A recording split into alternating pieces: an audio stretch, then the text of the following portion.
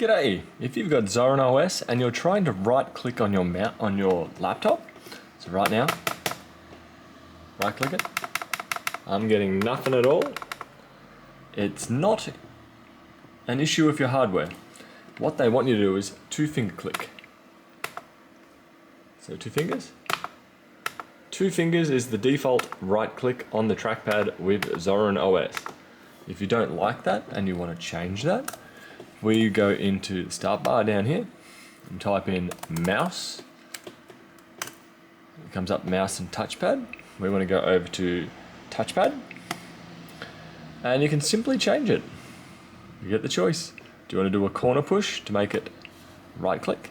So if I do that, go down here, right click, I get my menu right there.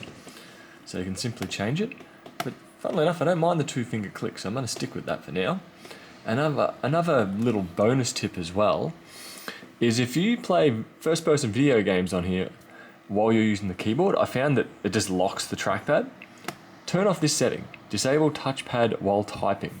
So basically you should still be able to use the WSAD keys to move around, and you can still use your mouse to look around, which I sadly haven't really come across that option on a Windows computer.